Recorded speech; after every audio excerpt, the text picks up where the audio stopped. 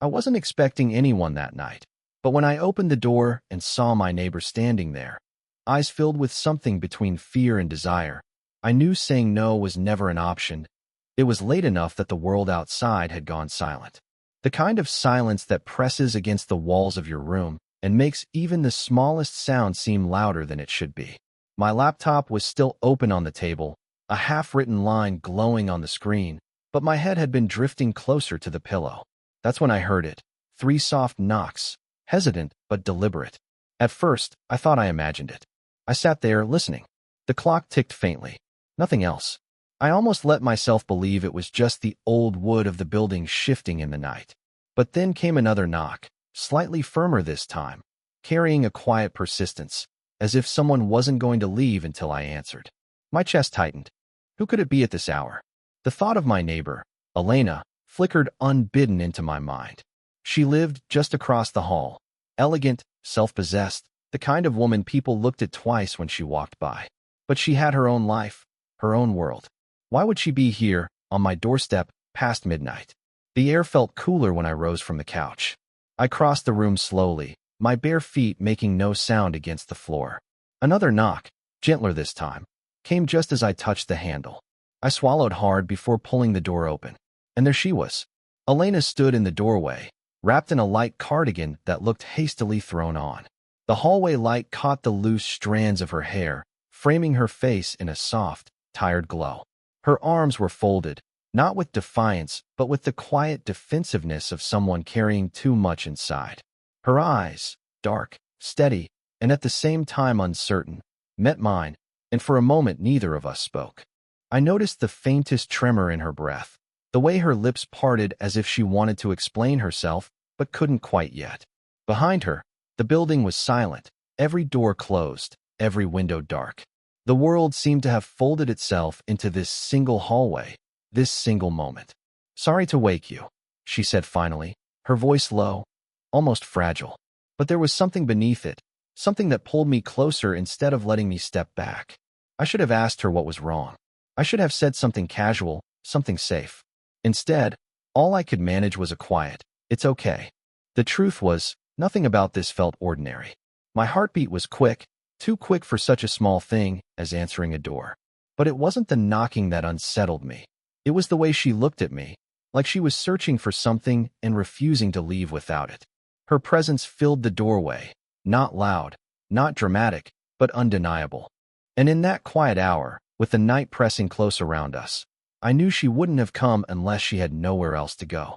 And I also knew I wasn't going to turn her away. For a long moment, she didn't move.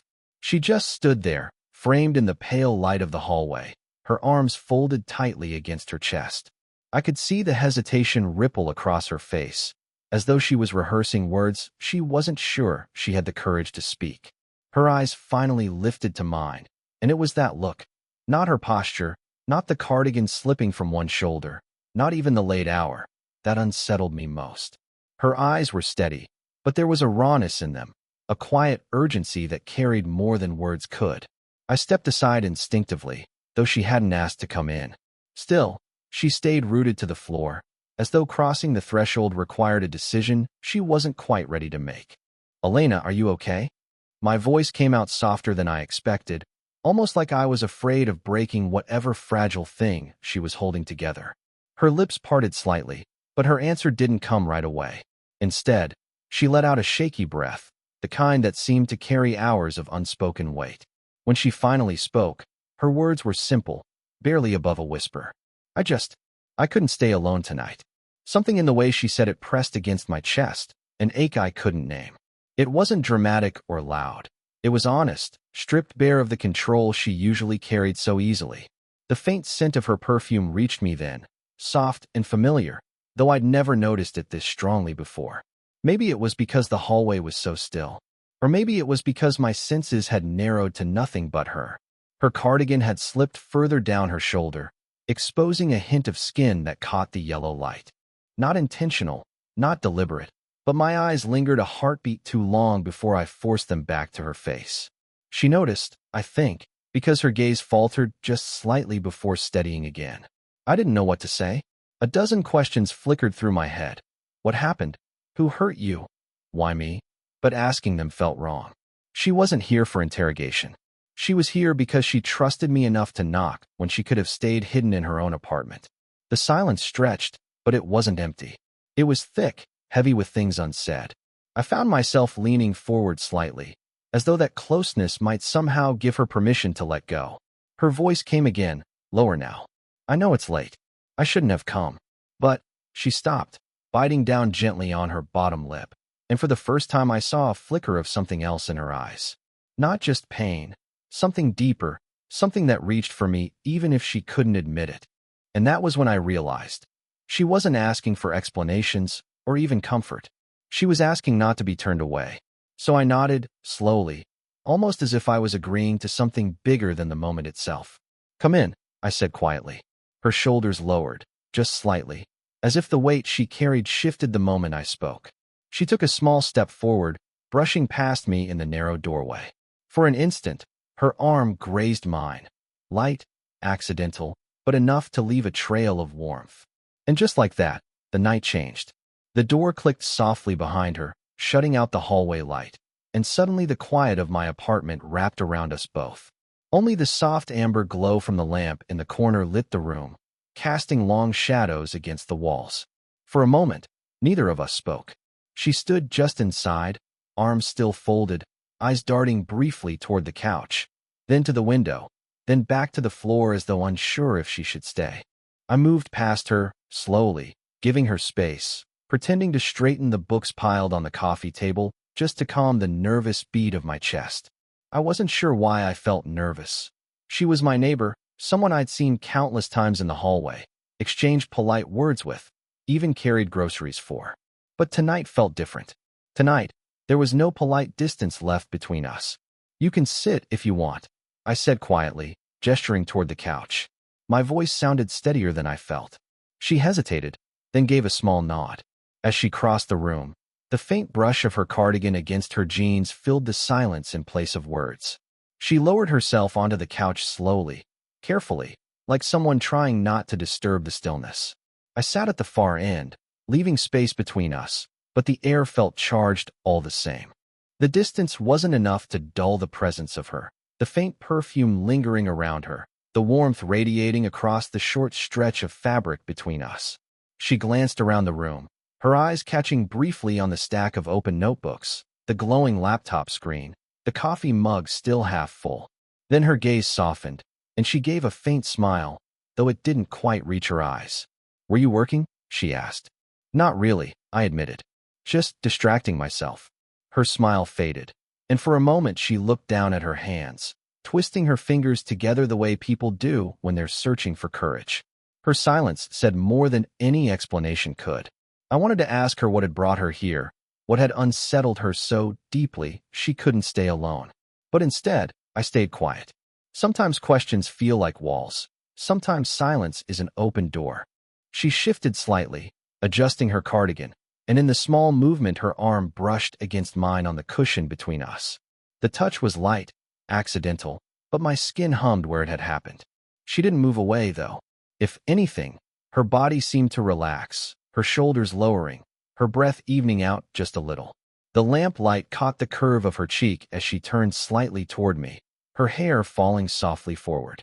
She tucked it behind her ear with deliberate slowness, and in the act, I caught the tiniest tremor in her fingers. I cleared my throat, speaking before I lost the nerve. "You don't have to explain if you don't want to. Just stay as long as you need." Her eyes met mine then, and for the first time that night, something in them broke open: relief, gratitude, and something deeper, harder to name. She gave the faintest nod. "Thank you," she whispered. And though we sat in silence after that, the space between us felt different, less like a gap, more like a thread quietly pulling us closer. The clock on the wall ticked softly, but in the quiet of the room, even that sound felt too sharp. Elena sat angled slightly toward me, her knees drawn close together, her hands resting on her lap. She kept tracing the seam of her jeans with the tip of her finger, over and over again, as though the motion steadied her. I waited. There was a heaviness around her, a storm she was holding back. Pressing her for answers felt wrong. So I leaned back, kept my breathing slow, and gave her the kind of silence that felt safe, not demanding. Finally, she exhaled, a long, tired breath that carried more than words could. "It's been a long night," she said quietly, eyes fixed on her hands. "A long week, really." I nodded, though she wasn't looking at me. "Do you want to talk about it?" Her lips curved into a faint, humorless smile. "I don't know. Talking doesn't always make it better." She paused, then added, almost reluctantly, "I had a fight. With someone I thought I could still depend on." Her voice dipped, husky at the edges. She pressed her fingers against her temple, then dragged her hand slowly down her face. For a moment she seemed older, not in years, but in the kind of exhaustion that comes from carrying too much. I shifted slightly closer, not enough to invade her space, just enough so she could feel I was near if she needed me. My hand rested on the armrest between us, my fingers open, not reaching for hers, but close enough she could see the offer in the gesture. She glanced at it once, quickly, then looked away. Still, her voice softened when she spoke again. "I hate admitting I can't handle everything. I've spent years convincing people I'm stronger than I am. Tonight, I just couldn't keep pretending." Her words lingered in the air, heavy but fragile, like glass that might shatter if I answered the wrong way. "You don't have to pretend with me," I said quietly. She turned her head then, her eyes catching mine. For a second, the mask she wore slipped completely, and I saw it. The loneliness, the need, the fear of being judged for any of it. It pierced straight through me. Her lips parted, but no sound came. Instead, she lowered her gaze, her breath uneven, her hands tightening together until her knuckles paled. Without thinking, I let my fingers slide just a little closer on the armrest, brushing the back of her hand. It was barely a touch, the lightest contact, but it sent a ripple through the quiet. She stilled, her breath catching, but she didn't move away. Slowly, almost as though she was afraid to want it too much, she turned her hand and let her fingers curl into mine. Her skin was warm, slightly trembling, and the weight of her hand in mine felt like a secret entrusted, not just a comfort taken. Her eyes lifted again, glistening with something unspoken. She whispered, half to herself, half to me, "You're too kind." And in that moment, I realized it wasn't kindness she was holding on to. It was me. Her words still echoed in the small space between us. "You're too kind." They weren't said with ease, but with the kind of hesitation that comes from someone and used to leaning on anyone at all. Her hand was still resting in mine, tentative at first, her fingers curled lightly, as though she might pull away at any moment. But she didn't. The longer I held it, the more her grip seemed to change, shifting from something fragile to something searching, as if she was quietly testing whether I would really stay. Her skin was warm, the faintest tremor moving through her fingers. I could feel her pulse, quick and unsteady, just beneath the surface. Strangely, it matched the rhythm of my own. I didn't squeeze tighter. I didn't try to control the moment. I just let her feel the steadiness of my hand around hers, letting her know without words that I wasn't going anywhere. Her breathing changed then, soft but uneven, and she turned her face toward me. The light caught the shine in her eyes, and though she tried to blink it away, one tear slipped down her cheek. I felt an ache in my chest at the sight. Without thinking, my free hand rose slowly, hesitantly, until the back of my fingers brushed lightly against her cheek. Her skin was warm and delicate beneath my touch. She didn't flinch. In fact, she leaned into it, just barely, but enough for me to feel it. The tear traced a line under my touch, and I wiped it away gently. She closed her eyes for a second, inhaling deeply, as though the simple act of being touched with care steadied her. When she opened them again, her gaze held mine, unguarded now. There was no mask, no attempt at composure, just the rawness of someone allowing herself to be seen. "I shouldn't be here," she whispered, though the way her fingers clung to mine contradicted the words. "Maybe not," I answered softly, "but I'm glad you are." The silence that followed was thick, but it wasn't heavy anymore. It was alive, pulsing with something unspoken. She shifted closer on the couch, her knee brushing lightly against mine, sending a rush of heat up my leg. She didn't move it away. The closeness between us grew almost without notice. I could feel the faint rise and fall of her breathing, the way her chest lifted with each quiet inhale. My own breath came slower, deeper, trying to match the rhythm, to calm the sudden surge of wanting to hold her completely. Her thumb moved then, brushing across my hand in the faintest stroke. A small, fragile gesture, but it felt like everything. A question, an answer, a permission all at once. I leaned forward slightly, not enough to close the distance entirely, but enough for her to know I would if she asked me to. Her eyes softened, and she whispered again, voice almost trembling, "Don't let go." And I didn't. The room felt smaller now, as if the walls had drawn closer around us. Her hand was still in mine, her thumb brushing faintly against my skin in a rhythm that made it hard to focus on anything else. The silence wasn't awkward anymore. It was charged, pulsing with the quiet electricity of two people standing on the edge of something neither had expected. She shifted slightly, her body angling closer. The cushion dipped beneath her weight, and the narrow space between us dissolved until her knee rested gently against mine. The touch was light, but it sent a ripple through me that I couldn't steady. I dared a glance at her, and the sight held me still. The soft lamplight curved across her features, illuminating the faint lines at the corners of her eyes, the kind that only come from years of living and laughing and hurting. There was grace in those lines, a beauty that felt far more real than anything fleeting. She caught me looking, and instead of pulling away, her lips curved in the faintest, almost imperceptible smile. Not playful, not deliberate, just the kind of smile that comes when words are too heavy, too fragile, to risk.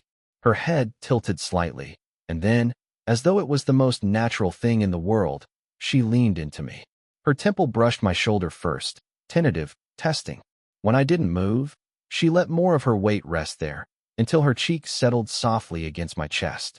The warmth of her pressed through the thin fabric of my shirt, and I could feel the faint rhythm of her heartbeat against me. It was quick at first, unsteady. Then, slowly, it began to fall into rhythm with mine. I lowered my chin slightly, letting it rest near the crown of her head. The faint scent of her hair filled me. Something floral, something familiar, yet suddenly intimate. Neither of us spoke. Words would have broken the spell, would have reduced what was happening to something ordinary. This wasn't ordinary. It was fragile and profound, the kind of moment you don't rush because you know it won't come twice the same way. My hand, still holding hers, shifted slightly so I could lace my fingers more firmly through hers. She responded immediately, her grip tightening just enough to tell me she wanted this, needed it. Time moved strangely after that. Minutes felt like seconds, seconds like hours. The only sounds were our breathing and the faint hum of the refrigerator in the kitchen. The world beyond the walls of my apartment could have ceased to exist, and I don't think either of us would have noticed. Her body softened more and more against me, until she felt almost weightless, as though she'd finally let go of whatever she'd been holding onto so tightly. I realized then that this was more than comfort for her. This was surrender, quiet, wordless trust placed in my arms. I closed my eyes, letting the stillness sink into me. My heart beat heavy and slow, each thud a reminder of the risk we were both taking, the line we had already stepped across without naming it. And in that long, breathless pause between heartbeats, I understood. This was no longer about being a neighbor. It was about something neither of us had expected, but both of us were already too far into to deny. At some point, my eyes must have drifted closed, though I never really slept.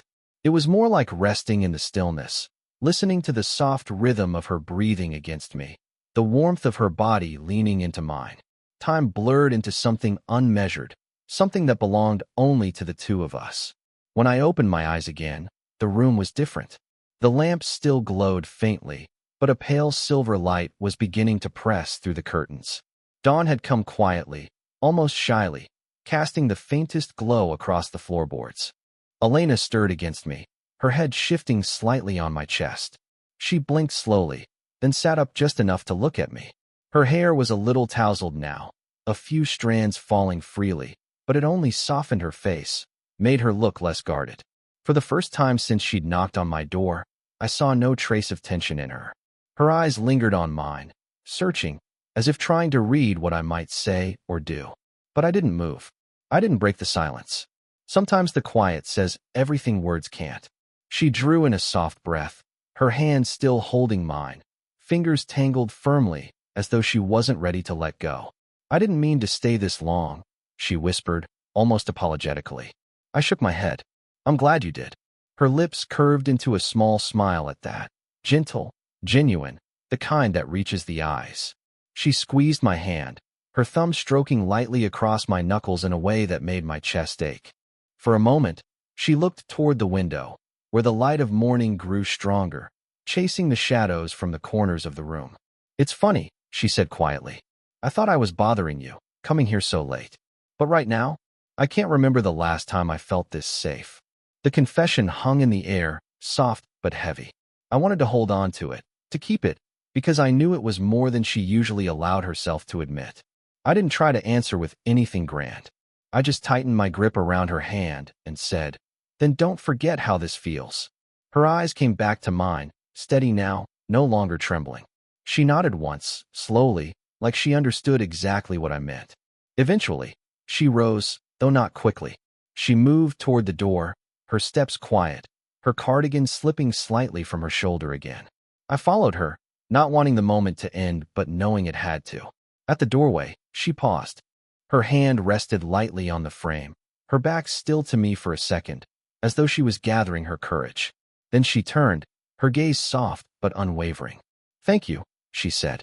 The words were simple, but the way she said them carried a weight that made my throat tighten. After a beat, she added, more quietly, "For not turning me away." We stood there for a moment, just looking at each other.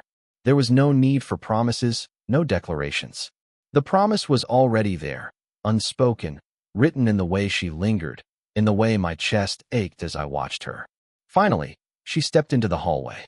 The door closed softly behind her, and I leaned against it, my palm pressed flat against the wood. My heart was still racing, not from the lateness of the hour, but from the certainty that last night had changed everything. And though I didn't know what would happen next, I knew this much. She wasn't just my neighbor anymore. She was something I couldn't ignore.